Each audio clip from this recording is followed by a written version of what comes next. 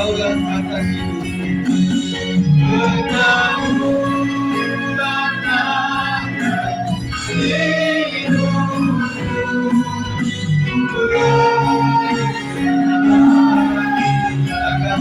Berdaulat.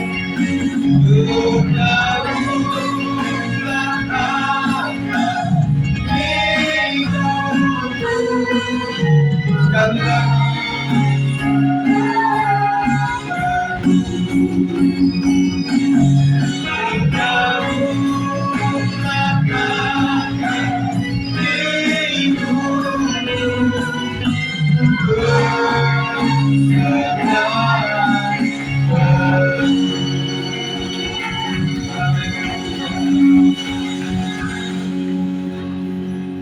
terima kasih Tuhan, kami percaya Engkaulah yang berdaulat atas hidup kami Tuhan, atas hari ini, atas masa depan kami Tuhan. Kami percaya penyertaan Tuhan akan melimpah dan akan lebih melimpah atas hidup kami.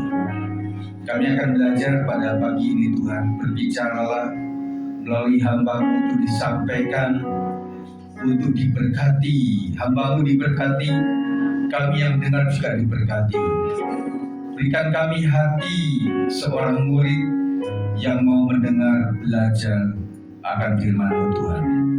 Kami percaya firman-Mu adalah pelita bagi kaki kami dan terang bagi jalan kami Tuhan. Kami siap untuk mendengarkannya. Segala sesuatu yang dari roh jahat, roh di udara yang akan mengganggu konsentrasi kami untuk diberkati oleh firman Tuhan, kami hancurkan dalam satu nama Tuhan Yesus Kristus. Kami siap untuk mendengarkannya. Demi nama Yesus kami berdoa. Yang percaya katakan amin. Silakan duduk. Terima kasih untuk tim worship yang luar biasa sudah membuka kita dalam hadirat Tuhan. Kita tetap mendoakan buat teman-teman kita yang ada di luar kota dan juga yang masih sakit mungkin di rumah tangga, tetapi kita tetap percaya bahwa Tuhan memberkati kita. Puji Tuhan sekalian, kita akan bicara mengenai berdampak di tempat kerja. Pembacaan kita dalam 1 Timotius 4 ayat 6 sampai 10. Kita akan baca bergantian.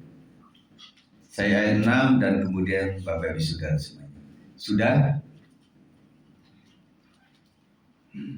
1 Timotius 4 ayat 6 sampai 10. Dengan selalu mengingatkan hal-hal itu kepada saudara-saudara kita, engkau akan menjadi seorang pelayan Kristus Yesus yang baik, terdidik dalam soal-soal pokok iman kita dan dalam ajaran sehat yang telah kau ikuti selama ini.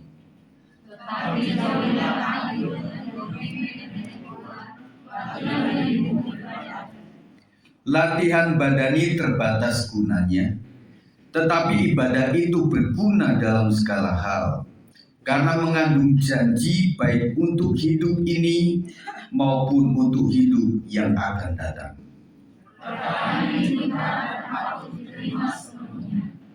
Itulah sebabnya kita berjerih payah dan berjuang, karena kita menaruh pengharapan kita kepada Allah yang hidup, juru selamat semua manusia, terutama mereka yang percaya. Puji Tuhan sekalian, saya akan memberikan konteks dalam pemberitaan firman ini. Di manakah tempat kerja kita? Kalau kaum profesi sudah ketahuan saudara sekalian. Saya katakan bahwa tempat kerja kita dalam konteks ini adalah di mana saja kita beraktivitas. Jadi aktivitas harian kita. Kalau para karyawan pekerja ada di kantor. Kalau seorang guru di tempat kantornya adalah di tempat pendidikan, mereka mengajar. Dan kemudian para pelajar mahasiswa ada di sekolah maupun di kampus. Nah, kalau ibu-ibu ada di mana? Di dapur sekalian. Maksud saya di dalam komunitas sosial itu pasti adalah ibu-ibu ya, punya golongan sendiri, punya tempat dalam tanda kutip mangkal, tempat Anda bisa ngobrol satu dengan yang lain. Entah itu di arisan, entah itu dalam kelompok RT maupun RW, itu adalah komunitas ibu-ibu sekalian. Dan juga tempat ibu-ibu ada di WBI, itu adalah komunitas ibu-ibu sekalian. Ya. Kemudian bapak-bapak ada di tempat kerja yang lahannya itu mungkin bukan formal tetapi non formal. Tempat bapak-bapak berkegiatan itu adalah tempat kerja bapak-bapak sekalian. Ya, setuju ya begitu ya. Jadi dimanapun aktivitas harian kita itu adalah tempat kerja kita. Amin. Cuma yang formal punya gaji, yang non formal itu gajinya dari Tuhan Yesus saja. Amin, setuju. Dan saya katakan banyak orang yang tidak bekerja secara formal, tetapi mereka tetap diberkati oleh Tuhan. Ya, puji Tuhan. Jadi berkat itu tidak selalu datang dari gaji tiap bulan. Pemeliharaan Tuhan itu melalui itu juga bisa. Tetapi kebanyakan adalah non formal, di mana kita hanya berseru kepada Tuhan dan Tuhan memberikan jalan keluarnya. Amin. Dan kita melihat juga melalui anak-anak kita diberkati, bagi ibu sekalian, bapak-bapak, dan juga melalui menantu, mungkin melalui cucu juga kita diberkati. Pernah saya katakan, kadang-kadang kalau kita sebagai orang tua itu kayaknya nggak akan pernah naik gaji, apalagi kita sudah nggak bekerja. Tetapi saya katakan ketika kita berdoa, mendoakan anak-anak kita, di tingkat anak-anak kita sudah bekerja, mereka menjadi berkat untuk kita. Amin. Makanya intinya adalah setiap kita harus menanamkan iman kepada anak, cucu, menantu kita, yang nantinya akan memberkati kita. Dan saya pesankan kepada anak-anak muda, ketika engkau sudah sukses, perhatikan orang tuamu. Setuju ya? Perhatikan orang tuamu. Karena mereka yang sudah mendidik dan menjadikan engkau sampai di tahap ini. Jadi jangan pernah lupakan mereka. Saya teringat kepada satu gambaran pada saat wisuda ada seorang anak yang tentunya memiliki orang tua yang punya latar belakang yang berbeda-beda. Kemarin saya unggah tentang tukang becak, tentang tukang tambal ban, dan saya juga melihat ada yang bapaknya itu seorang badut, ya, pakai hidung tambahan, kemudian pakai dipacai begitu ya, dan kemudian menor-menor begitu dengan mulutnya yang dikasih lipstik berlebih gitu ya. Bapaknya datang ke sebuah acara wisuda. Dan bagi anak-anak muda sebagian sangat terganggu dengan itu. Tetapi saya katakan anak-anak muda sekalian, kok bisa ada sampai hari ini oleh karena orang tua. Setuju ya? Kadang-kadang orang berkata, aku malulah orang tuaku seperti itu. Tetapi mungkin teman-temanmu justru mengacungi jempol ketika engkau berkata, inilah bapakku, inilah ibuku, inilah rumahku, dan mereka mungkin sangat menghargai dengan itu.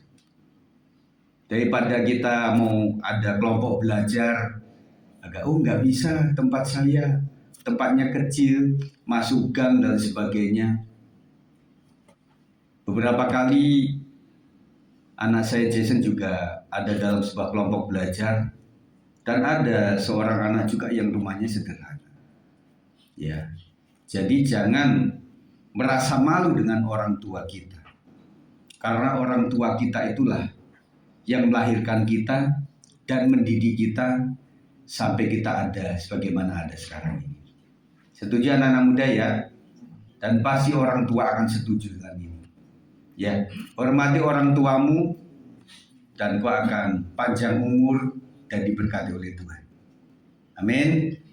Jadi aktivitas dimanapun kita berada harian kita itulah tempat kerja kita. Tempat kerja adalah ladang pelayanan yang sangat besar.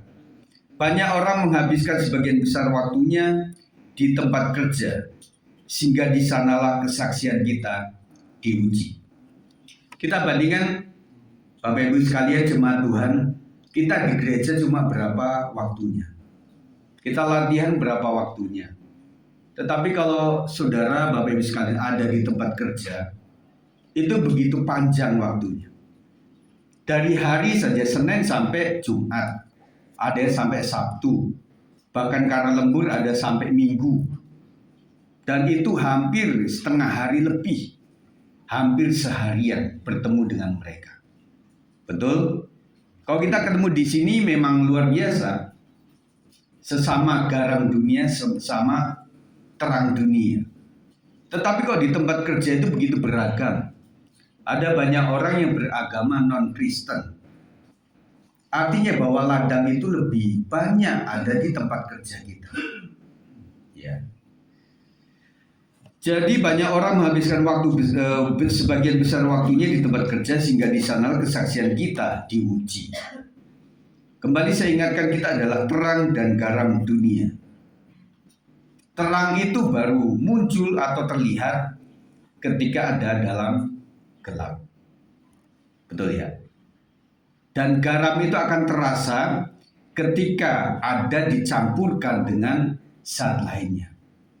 Fungsi terang adalah menerangi, fungsi garam adalah mempengaruhi yang baik. Saya percaya sekalian, ladang-ladang kita sudah banyak menguning dan itu sebagian besar di tempat kerja kita. Oleh sebab itu, lakukan amanat agung Tuhan. Tuhan memanggil kita bukan hanya untuk mencari nafkah, tetapi juga bagaimana bisa menjadi berkat bagi orang lain. Ya. Sekali lagi, Tuhan memanggil kita bukan hanya untuk mencari hepeng, duit, tetapi juga bagaimana bisa menjadi berkat bagi orang lain. Jadi tetap pikiran kita konsentrasi, saya sedang bekerja. Saya mencari duit. Tetapi saya ini dipanggil untuk menjadi berkat. Itu ya, jadi fokusnya ada dua. Mencari duit, tetapi juga untuk menjadi berkat bagi orang lain. Seperti apakah seharusnya kualitas kehidupan supaya berdampak di tempat kerja? Yang pertama, di dalam 1 Timotius 4 ayat 6 adalah ajarannya harus sehat. Kita baca sama-sama. Dengan selalu mengingatkan hal-hal itu kepada saudara-saudara kita, kau akan menjadi seorang pelayan Kristus Yesus yang baik, terdidik dalam soal-soal pokok iman kita dan dalam ajaran sehat yang telah kau ikuti selama ini. Jadi intinya siapapun kita, kerjanya apapun, formal maupun non formal, kita harus dibekali dengan ajaran yang sehat. Itu. Back to the Bible. Kita harus kembali kepada kebenaran yang benar. Setuju? Itu dulu sekalian. Kita tidak memberikan PDIK yang secara khusus di dalam satu kelas, tetapi paling tidak saya yang tiap minggu berkhotbah itu mengajarkan ini. Meskipun itu ajaran, PowerPoint itu berasal dari PPP, tetapi ranahnya itu selalu konteksnya sama. Dan bulan ini kita berbicara tentang sebuah amanat agung di tempat dimanapun kita ditempatkan. Nanti bulan November kita akan beranjak kepada tema yang lain lagi. Jadi tema berjenjang sekalian. Dengan selalu mengingatkan hal-hal itu kepada saudara-saudara kita, engkau akan menjadi seorang pelayan Kristus yang Yesus yang baik, terdidik dalam soal-soal pokok iman dan ajaran sehat yang kau ikuti selama ini. Paulus mengingatkan Timotius untuk mengajarkan kebenaran yang sehat. Artinya ada kebenaran yang dilontarkan, yang diajarkan di media sosial belum tentu benar sekali. ya. Nah, apalagi perkembangan AI, ibu bapak sekalian, AI itu adalah sebuah aplikasi yang bisa membuat apapun. Jadi dengan foto kita yang sederhana, ibu-ibu lah misalnya gitu ya, pengen jadi keren, tulis saja front di situ. Front itu adalah sebuah kalimat yang menunjukkan mau kita apa gitu. Ibu-ibu yang sederhana bisa bertemakan atau berbajukan kayak di wisuda. Dan wisuda itu bisa ala Jepang, ala Inggris, ala Barat, itu bisa ibu-ibu sekalian.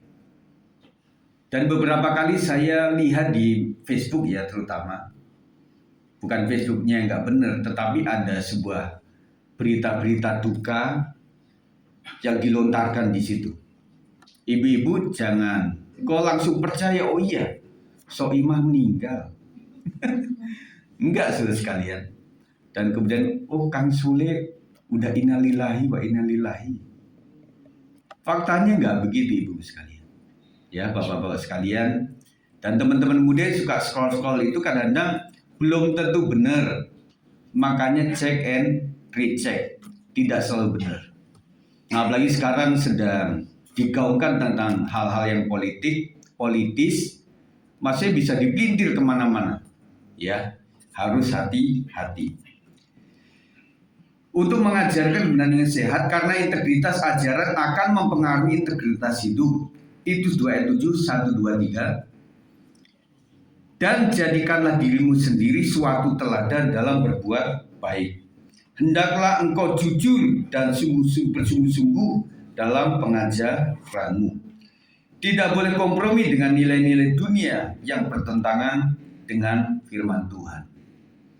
Kemarin saya ketemu dengan anak-anak profesi dan saya katakan bahwa anak-anak profesi waktu tadi malam itu mereka bekerja secara sekuler.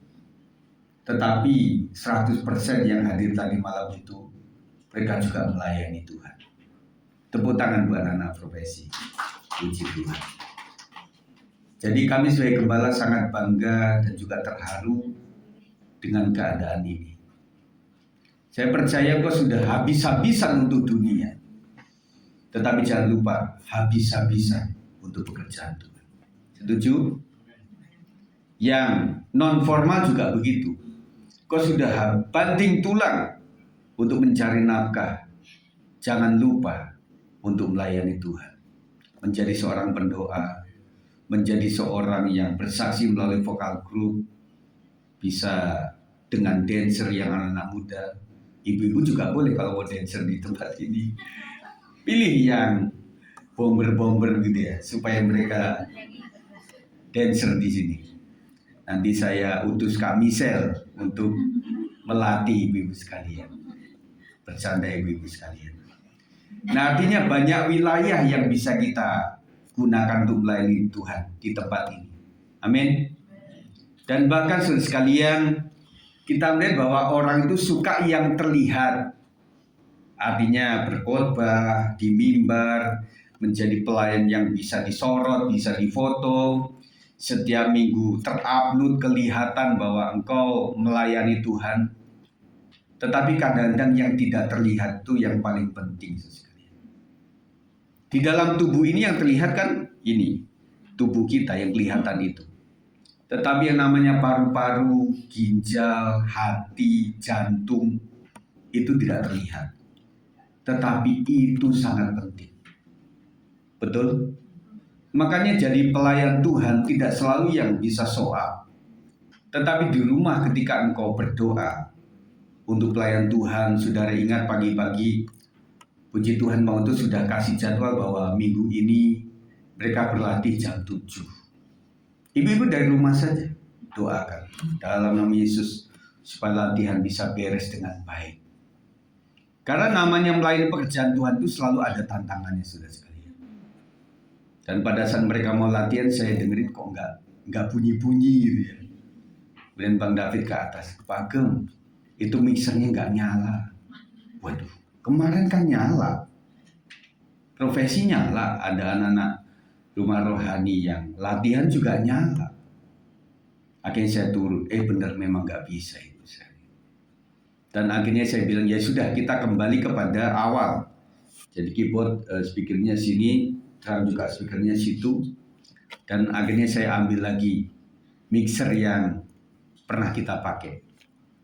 Ya, akhirnya saya bawa turun, akhirnya begitu sekali. Jadi saya katakan, kok ada aja ya dalam pekerjaan Tuhan itu. Selalu ada tantangan. Gereja kita juga mengalami tantangan luar biasa sejak kita ada di sini. Kita pernah kebanjiran, benar ibu-ibu ya. Kita pernah nyerokin itu di hari, itu Jumat ya? Jumat itu. Kita lagi mau Jumatan. Benar enggak? Jadi mungkin yang baru-baru Jumat baru bertanya, kenapa Pak di pintu itu ada kayak semacam tanggul? Nah itu alasannya. Nah makanya kita bergumul waktu itu bagaimana caranya supaya ada selokan gitu ya. Dan kita bingung waktu itu ibu sekalian bapak-bapak. Dan kita coba Papa mertua akhirnya mendatangi LMS ya Maya.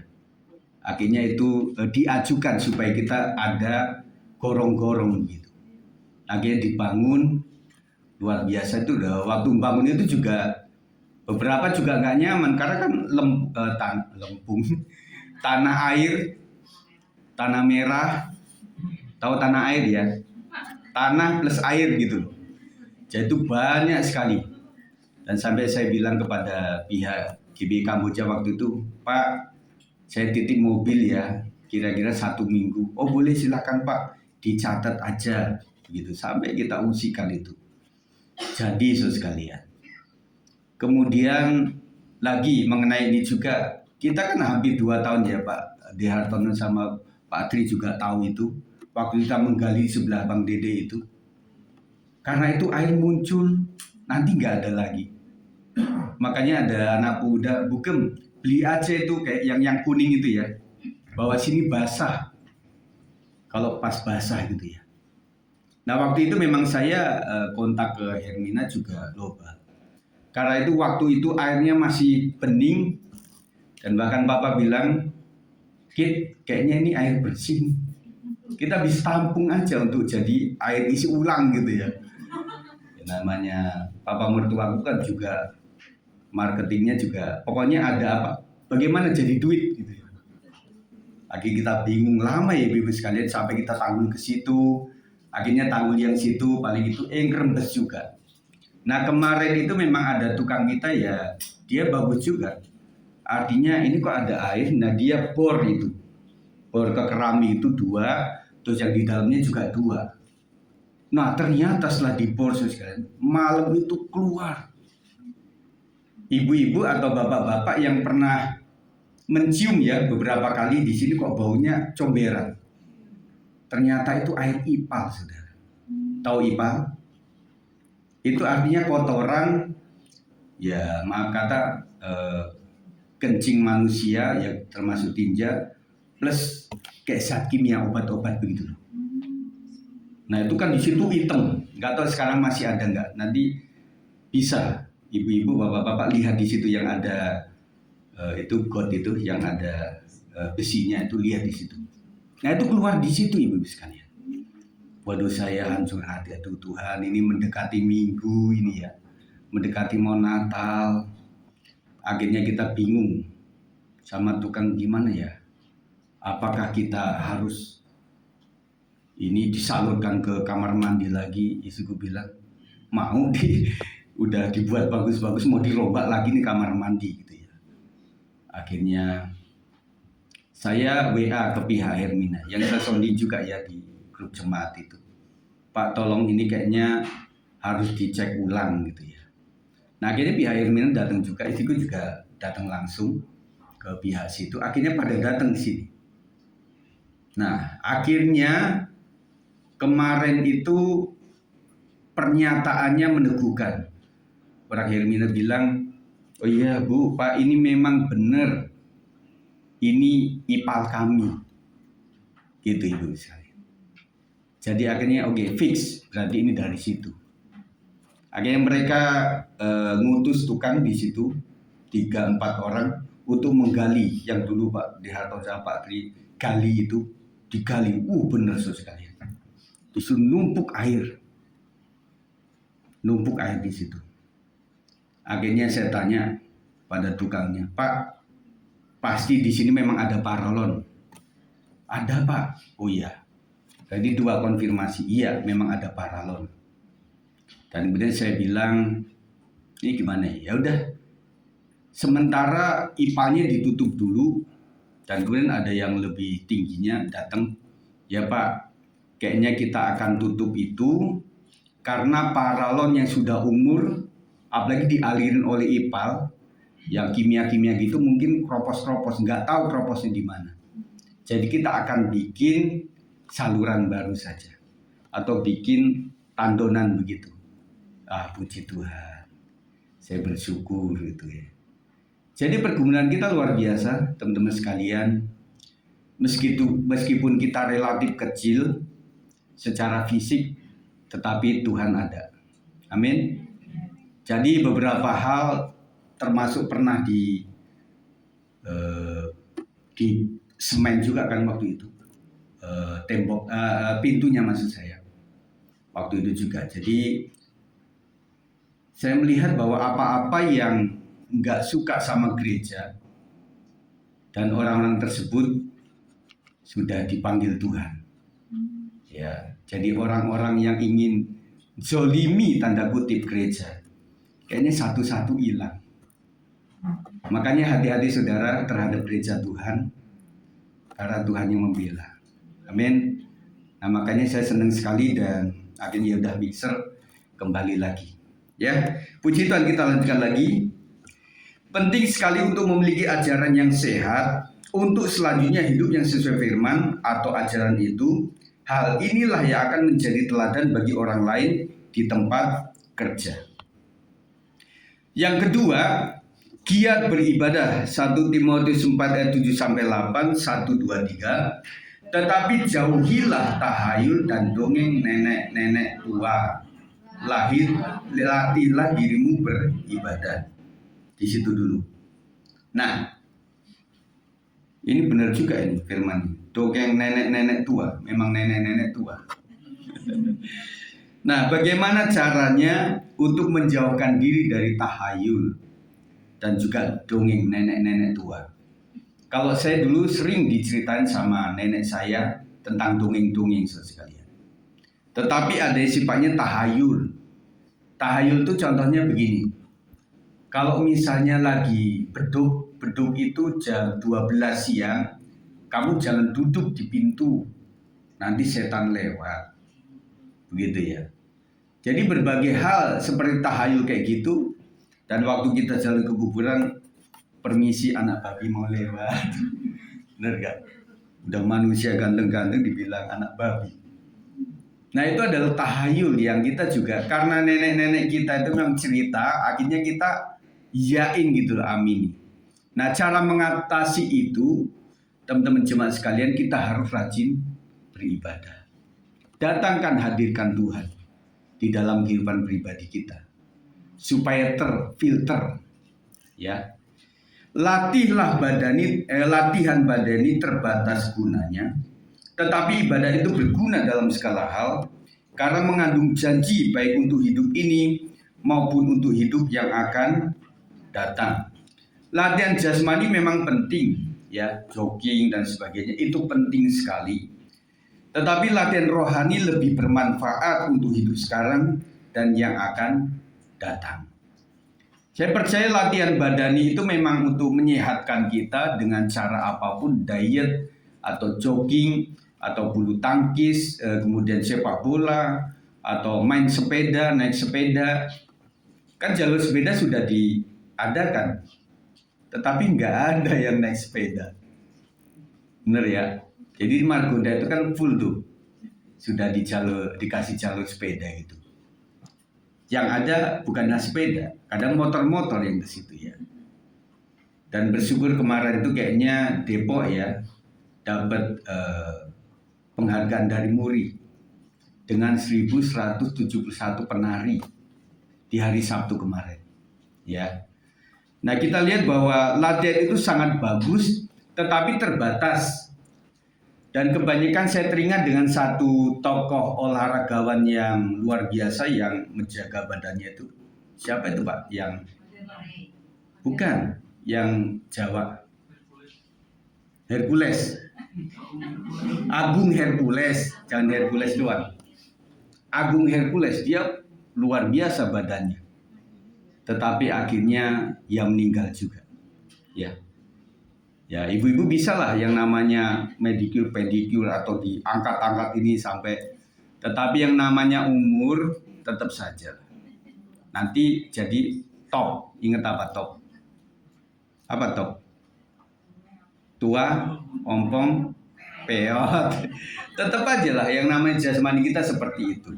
Ya, lama-lama kita akan semakin menua, bukan semakin memuda. Ya, tetapi latihan rohani itu luar biasa.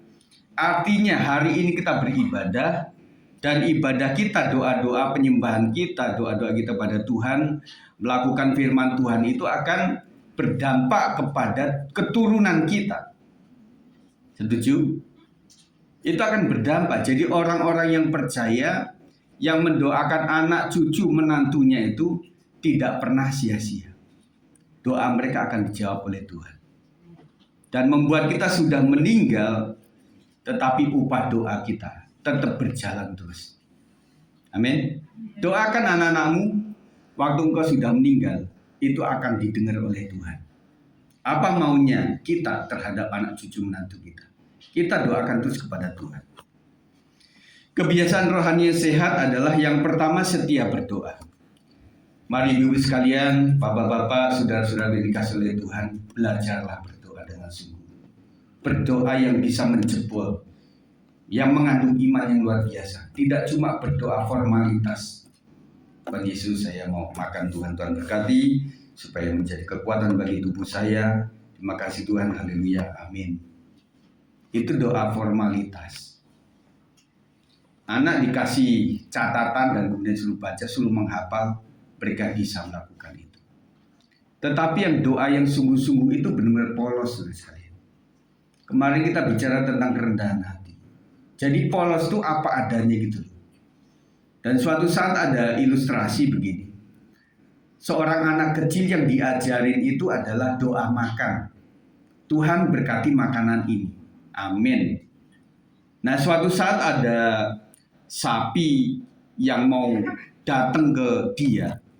Doa dia apa? Tuhan Yesus berkati makanan ini. Apakah Tuhan nggak dengar? Tuhan dengar. Sapi itu berhenti saudara sekalian. Dan orang dewasa mungkin berkata, nak kamu salah doa. Orang sapi datang kan mestinya Tuhan Yesus lindungi saya kan gitu. Tuhan Yesus berkati makanan ini.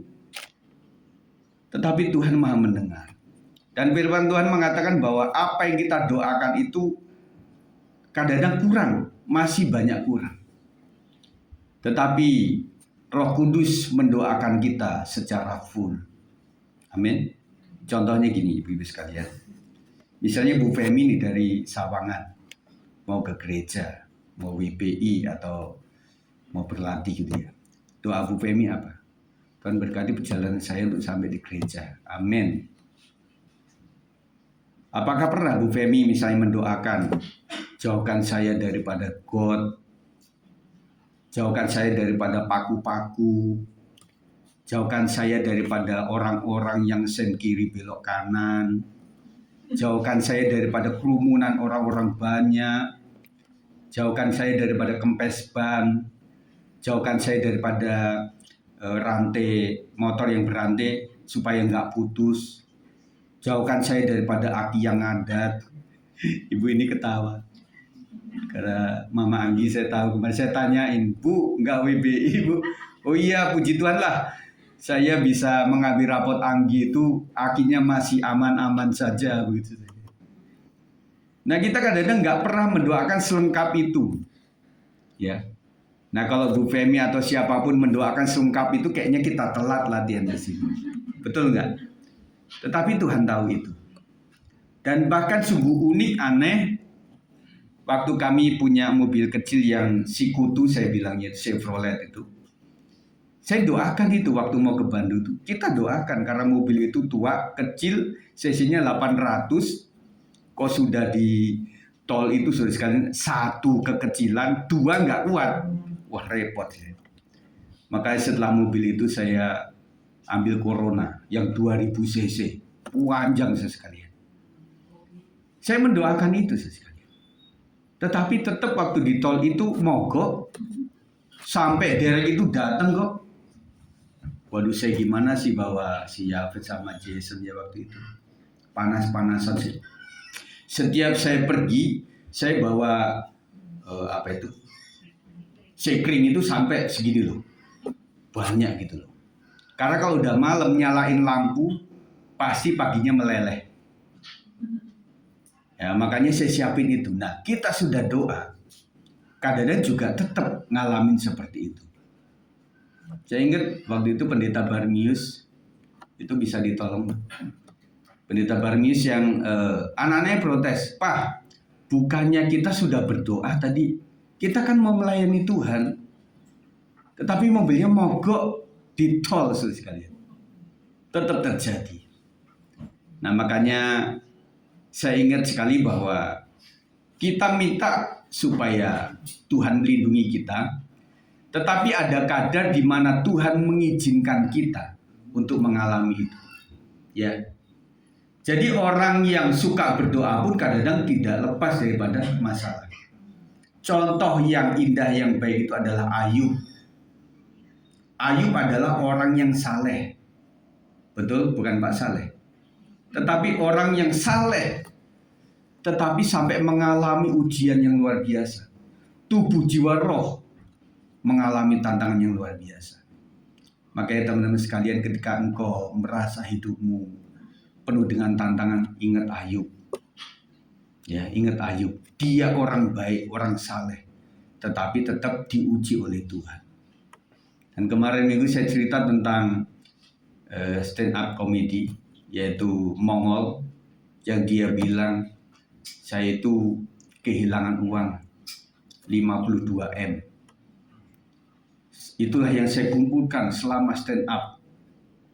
Dan di tengah-tengah saya, luluh hati saya kayak ngomong sama Tuhan. Tuhan, bukankah saya juga sudah rajin mengembalikan persepuluhan untuk Engkau?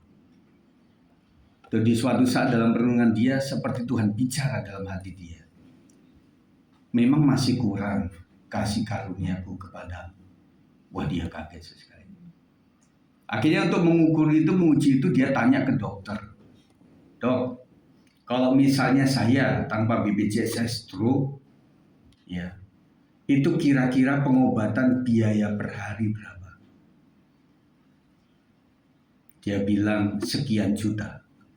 Dan dia hitung-hitung selama minimal kan 2 tahun stroke itu harus dialami. Dan dia bilang 52 M itu akan habis juga. Dan dia bilang, wah ternyata kasih karunia Tuhan tetap ada dalam hidup saya. Makanya dia bisa bangkit lagi. So, sekalian, bukan berarti kita taat ke gereja atau apapun juga kita tanpa masalah.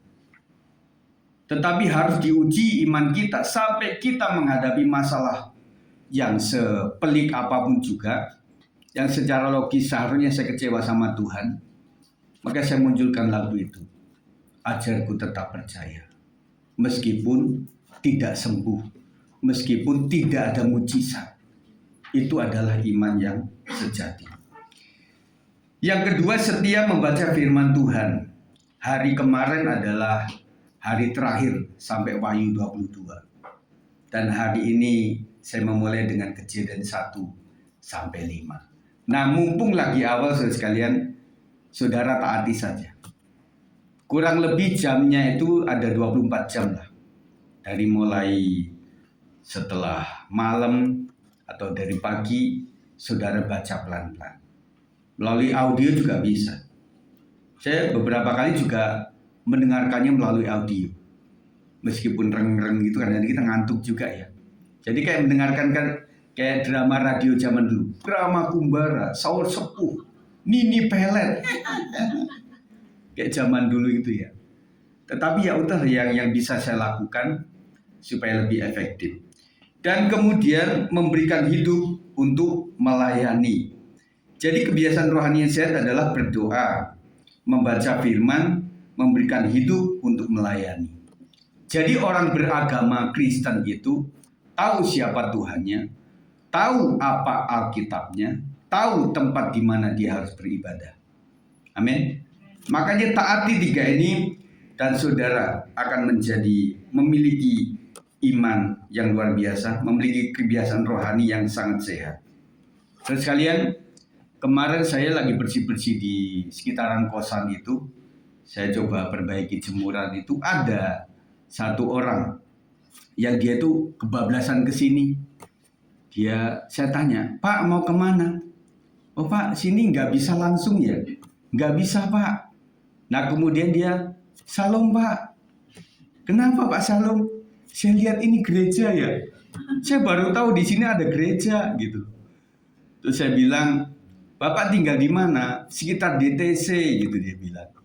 Terus kemudian, oh iya Pak, saya biasa ibadah di Abalok atau kadang-kadang di Kamboja. Saya bilang, Bapak namanya siapa? Pak Samuel. Bapak Yohanes Sigit ya? Iya. Oh gembalanya berarti iya. Sekali-kali lah Pak mampir ke sini. Terus kalian, jadi itulah kehendak Tuhan yang luar biasa. Tanda orang yang tekun secara rohani akan tampak dalam sikap atau perilaku yang baik. Bahkan meskipun sedang menghadapi tekanan di pekerjaan, di dunia kerja, di tempat bisnis kita, tempat usaha kita, tempat kita mengajar, tempat kita ada arisan, kemudian bersama teman-teman jumpa, tentunya ada tekanan. Tetapi disitulah muncul terang dan garam kita di antara mereka. Amin. Nah, sekalian, saya menghargai teman-teman yang ada di dunia kerja yang banyak tantangan menghadapi orang-orang yang tidak seiman. Yang ketiga, yang terakhir, usahanya kuat. 1 Timotius 4:9-10, 1, 2, 3. Perkataan ini benar dan patut diterima sepenuhnya. Itulah sebabnya kita berjerih payah dan berjuang, karena kita menaruh pengharapan kita kepada Allah yang hidup, Juru Selamat semua manusia, terutama mereka yang percaya. Orang percaya harus dikenal sebagai pekerja yang tekun dan dapat diandalkan. Saya pesan kepada teman-teman yang bekerja di kantor, tetap apapun itu, setidak nyaman apapun, setidak enak apapun bos kalian, kita ini adalah anak Tuhan. Harus munculkan sifat-sifat yang baik, pekerja keras. Kolose 3:23 mengatakan, apapun juga yang kamu perbuat, perbuatlah segenap hatimu dengan segenap hatimu seperti untuk Tuhan dan bukan untuk manusia. Oke, jadi saudara punya prinsip, bosku memang luar biasa, nggak enakan. Teman-teman kerjaku, timku juga suka nyikitin hatiku, tetapi pikiranku aku arahkan. Aku melakukan kegiatan ini seakan-akan seperti untuk Tuhan dan bukan untuk manusia. Meskipun orang menilai saya dengan cara yang tidak baik, mungkin bos mengutus seorang yang menjadi perwakilan dia di lapangan, dan mungkin orang tersebut nggak suka sama kita. Begitu ya, jalurnya begitu. Jarang ada bos yang langsung turun.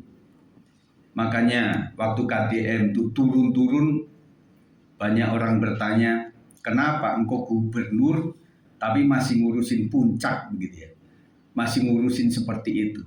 Dia bilang, sejak saya itu bupati memang saya melakukan itu. Nah kalau cuma rapat-rapat di dalam formal, itu tidak menyentuh sampai bawah. Begitu kata dia. Jadi saudara sekalian, kita harus bekerja seolah-olah untuk Tuhan dan bukan hanya untuk manusia. Ketika mulai sebel terhadap bos, hai jiwaku, jangan kau sebel gitu ya. Artinya aku melakukan yang terbaik. Makanya doakan waktu kau tertekan. Kerja keras kita adalah kesaksian iman kita yang nyata. Orang lain akan melihat Kristus melalui cara kita bekerja dengan sungguh-sungguh. Kita menjadi saksi, Bapak Ibu Saudaraku sekalian, engkau para pelajar dan mahasiswa, engkau adalah Kristen. Apalagi yang engkau memiliki nama Alkitab, Yohanes, Markus, Lukas, Wahyu, udah ketahuan itu pasti Kristen. Kita disorot Yesus sekalian. Kayak sering saya katakan, beruntung namanya Safrudin. Sekarang lagi ke Tegal dia. Dan dia sering cerita loh, saya itu Pak, apalagi waktu pakai jambang gitu ya, Safrudin langsung dipanggil duluan. Wah ini orang kita gitu ya. Akhirnya ditanya-tanya sampai, kenapa Pak? Anda Muslim atau apa? Bukan Pak, saya Kristen Pak. Sampai dia untuk mengargumentasikan bahwa saya Kristen dengan nama Safrudin itu nggak percaya. Ya. Tetapi yang kita namanya sudah Amos, Hosea, itu kita harus hati-hati. Kita sudah dilihat sebagai orang Kristen. Bukan berarti wah saya akan pakai nama lain lah. Yang dari Yohanes akhirnya jadi apa? Ismail itu bapak saya. Siapa gitu ya? Kita nggak bisa melabui itu sekalian. Atau ganti nama. Kalau orang Jawa sih pakai jadah merah dan sebagainya sudah. Enggak lah, tetap nama kita seperti itu. Tetapi kita menjadi saksi. Para pemain musik silakan. Kesimpulan, mari hiduplah berdampak bagi sekitar kita dengan yang pertama, mendasari hidup sebagai seorang Kristen yang memiliki pengajaran dasar Alkitab yang benar dan sehat. Yang kedua, mendasari hidup sebagai seorang Kristen yang rajin beribadah. Kemudian yang ketiga, mendasari hidup sebagai seorang Kristen yang melayani. Mari memiliki ajaran yang benar, kemudian rajin beribadah, kemudian dilanjutkan untuk melayani pekerjaan Tuhan C. Saudara sekalian, saya percaya bahwa saudara sekalian sudah menjadi jemaat yang begitu aktif luar biasa. Itu sangat bagus. Tetapi saudara berpikir, apa yang bisa saya lakukan untuk pekerjaan Tuhan? Saya rindu supaya Tuhan memakai saya ketika saya masih sehat. Bertanyalah kepada orang-orang yang sedang menderita sakit. Memang mereka punya kerinduan, tetapi kadang-kadang sudah nggak bisa lagi. Saya bertanya dan tantang kepada yang masih sehat walafiat, gunakan talentamu, waktumu untuk melayani pekerjaan Tuhan. Amin. Melalui pelayanan kita supaya orang lain diberkati. Minimal dalam keluarga kita, jadilah pendoa syafaat bagi anak, cucu, menantu, bagi pasangan hidupmu. Jadilah pendoa buat gembala yang ada di tempat ini. Kami butuh dukungan doa yang luar biasa. Dan saya merasa saya bukanlah apa-apa, kami berdua bukanlah apa-apa. Dan kalau kami bisa menanggung pelayanan yang tidak mudah ini oleh karena doa-doa dan cinta kasih daripada teman-teman jemaat sekalian, mari saling mendukung dan kita akan menjadi keluarga jemaat yang kuat di dalam Tuhan. Amin. Kita akan naikkan pujian ini. Aku mau percaya karena kasih setiamu, hatiku bersorak karena pertolonganmu. Aku mau bernyanyi.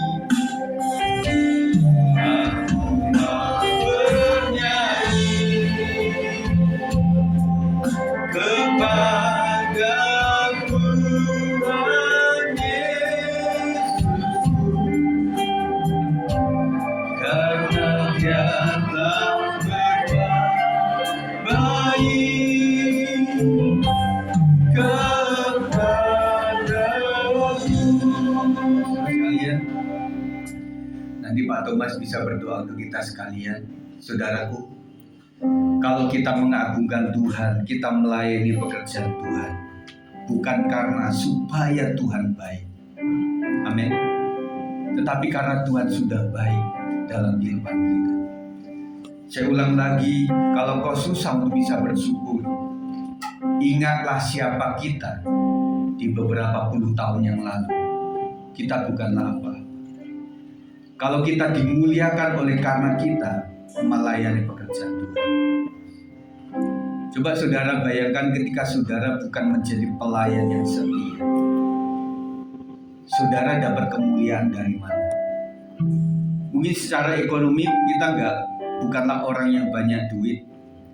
Secara posisi sosial kita bukanlah orang yang berpengaruh. Dan akhirnya kita bukanlah apa-apa.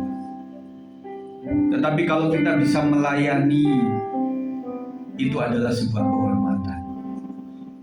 Makanya teman-temanku yang dikasih oleh Tuhan, para pelayan Tuhan, tetap setia melayani Tuhan. Abdikan dirimu untuk melayani pekerjaan Tuhan. Saya tahu di luar tim BW ini ada orang-orang yang luar biasa, yang punya suara baik, bagus. Ketika engkau masih sehat, abdikan dirimu untuk melayani pekerjaan Tuhan. Ini adalah sebuah tantangan. Nanti adalah waktu yang indah adalah di 2026. Kita mulai babak yang baru. Kita sudah buka untuk form untuk melayani pekerjaan Tuhan. Dan nanti kita akan lebih lagi di 2026 supaya semuanya melayani pekerjaan Tuhan. Amin. Aku mau percaya karena kasih setiamu, hatiku bersorak karena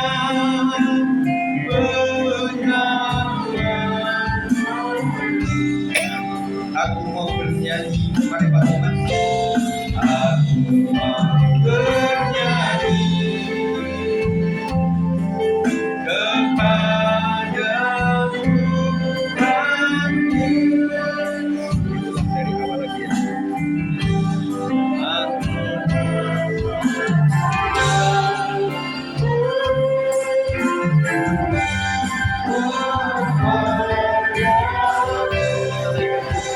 kepadamu dari awal lagi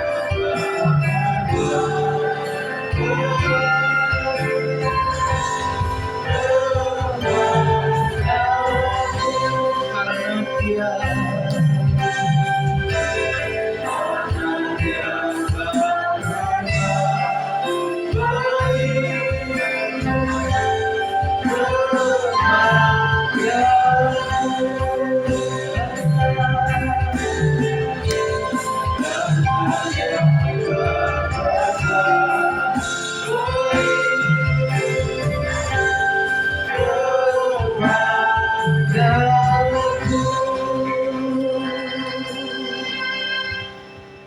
Kami percaya bahwa kasih Tuhan tidak pernah berhenti dalam hidup kami.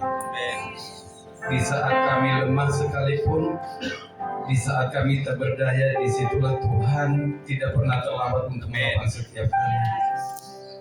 Terima kasih buat firman yang sudah kami dengarkan pada pagi hari ini. Sungguh sangat memberkati kami ya Tuhan. Di mana firman Tuhan mengingatkan kami, menegur kami bahwa di tempat kerja kami, di tempat beraktivitas kami tidak mengalami hal-hal yang baik saja ya Tuhan. Tapi karena Engkau yang ada dalam hidup kami, maka kami bisa melewatinya penuh dengan sukacita. Terima kasih Tuhan, Engkau berkati Pak Gembala yang telah memberkati kami. Biarlah senantiasa berkat Tuhan tetap tercurah buat Pak Gembala. Diberkati setiap pelayanan yang dilakukannya Tuhan. Keluarga, istri dan anak-anak diberkati oleh Tuhan. Apapun yang disampaikan oleh Bapak Gembala menjadi berkat buat banyak orang. Terima kasih Tuhan Yesus. Terima kasih. Biarlah senantiasa hidup kami seperti di dalam Kolose 3:23. Apapun yang kami perbuat Tuhan, biarlah semuanya itu kami hanya perbuat untuk Tuhan. Bukan kami memperlihatkan buat manusia ini Tuhan. Tapi kami, karena hati kami hanya tertuju kepada-Mu ya Bapak. Terima kasih Tuhan Yesus, Engkau berkati para jemaat Tuhan hari ini yang tidak hadir Tuhan. Dimanapun berada Tuhan, Engkau akan memberkati. Kalau jemaat Tuhan pada hari ini ada yang sakit, dari tempat ini kami bersatu hati, kami berdoa di dalam nama Tuhan Yesus. Di dalam nama Tuhan Yesus, kesembuhan terjadi. Kesembuhan akan menjadi milik bagian jemaat di tempat ini ya Tuhan. Terima kasih Tuhan Yesus. Kalau ada jemaat Tuhan yang keluar kota, kami serahkan ke dalam tangan-Mu. Biarlah senantiasa penyertaan Tuhan, perlindungan Tuhan. Kendaraan yang mereka tumpangi Kau akan memberkati Tuhan, sehingga mereka sampai di tujuan dengan selamat tanpa kekurangan satu apapun. Terima kasih Tuhan, terima kasih Yesus. Rencana ke depan kami serahkan ke dalam tangan Tuhan. Rencana terdekat kami Natal ya Tuhan, kami serahkan ke dalam tangan-Mu. Mulai dari Natal sekolah minggu, Natal WBI, Natal profesi youth, bahkan Natal umum Tuhan, kami serahkan sepenuhnya ke dalam tangan Tuhan. Kami percaya bahwa tidak ada yang tidak mungkin bagi Tuhan. Tidak ada yang tidak bisa bagi Tuhan. Kami percaya bahwa semua rencana kami di saat kami mengandalkan Tuhan, di saat kami berharap kepada Tuhan, maka Engkau akan memberikan jalan terbaik bagi kami. Terima kasih Tuhan Yesus. Terima kasih Bapa yang baik. Kami telah mendengarkan firman-Mu, dan biarlah senantiasa firman yang kami dengarkan pada pagi hari ini menjadi rema dalam hidup kami, menjadi teladan dalam hidup kami, menjadi penyemangat dalam hidup kami Tuhan, sehingga semakin hari kami semakin setia dan kami semakin menyalahkan Tuhan dalam hidup kami. Terima kasih yang siap diberkati Tuhan dan yang telah diberkati Tuhan. Mari kita sama-sama katakan amin.